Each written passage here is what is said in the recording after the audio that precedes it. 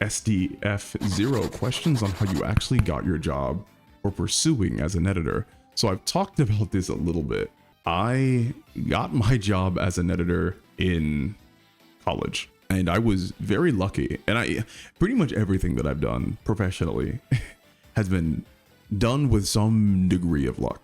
I had started writing my own book, and this is when I was 18. And I thought it was going to be the first in like a trilogy. It's probably certainly going to be at least 5 books now. I'm probably going to end up writing 30 books. But I'd written a book, and then I realized, oh, I probably need to get like a better opinion about this, but for someone who knows what they're doing, because I was terrible at writing, absolutely dreadful. And at my college, you have to basically take some type of like creativity class to be able to graduate. I was going into my sophomore year. I think it was actually my junior year, but regardless, be that as it may, I thought, let me take a creative writing class. And so I emailed my creative writing professor. I even told him beforehand, hey, I'm writing a book, if you could take a look at it. I think I had like 10 chapters done. And he's like, yeah, sure, eventually. And I get into his class and I really enjoy it. And again, I'm terrible at writing. I have a lot of writing theory, but I don't know anything about the actual process of writing. And to prove just how much I didn't know, I didn't even put like paragraph spacings on my initial chapters. Like, that's how bad I was. But I kept working with this professor, and eventually read some of my work that I did in class, and I was learning from him and learning from other students and getting better at writing. And he said, if you want me to read your stuff, I want you to read this side material. And I read Story by Robert McKee. He even quizzed me on it. And it's all about writing, understanding writing concepts, editing, and that kind of stuff. And he then read my stuff and the work that I had been editing and doing in class for assignments. And then he eventually was just like, do you want to be my editor?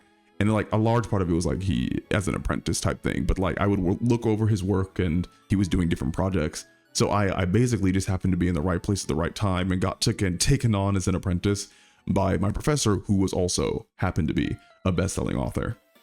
And then I worked for him for a year, and then I graduated and then worked again for him for like another like 5 or 6 months and learned pretty much everything I know from his class and then his mentorship.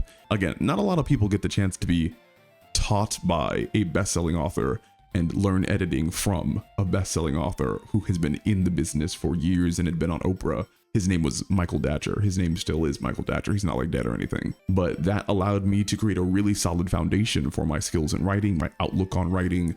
I got to learn from someone who had been around. I went to other English professors and created good relationships with them, learned the different nuances, the different genres, and that helped me get into the position that I am today, where now I'm just like kind of like a self-sufficient editor, and can share all of my knowledge and stuff with you. And the great part about you guys is that you don't have to go to a school that costs $60,000 a year to learn all this stuff. I will just give it to you for free.